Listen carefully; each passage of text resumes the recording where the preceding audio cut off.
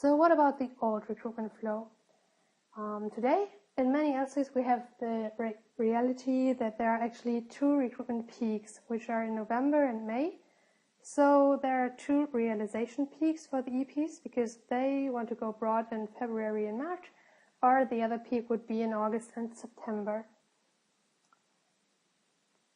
That means if you want to have a look at the graphic, we have 2 different colors. The light green is the recruitment activity, and you can see that it goes up in certain weeks, which is like in May and June, and in November and December.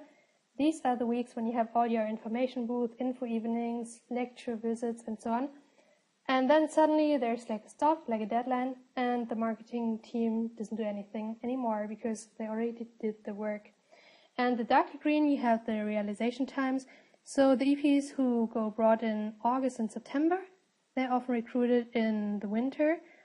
And for the EPs who have the realization in March, April, and May, they often get recruited in the winter as well, or maybe even before, like in the summer of the year before.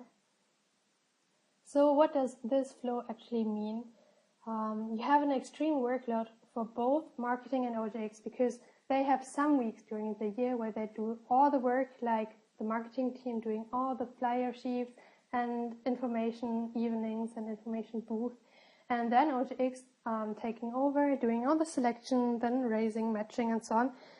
So you have some really busy weeks, but if you have a closer look at the year, there are some phases where you don't do that much. And this recruitment flow isn't very customer friendly because once you have the deadline for EPs being raised or now being matched, when there's an EP simply coming later, many LCs just reject these people because, well, they already had the deadline, they had to pay the money before, and this EP is simply too late. So he has to wait half a year to come back for the next recruitment. And this is basically lost potential because all these EP will get detractor because they don't really like the organization because it's not customer friendly.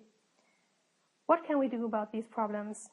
Yes, you might guess it. The answer is ongoing recruitment.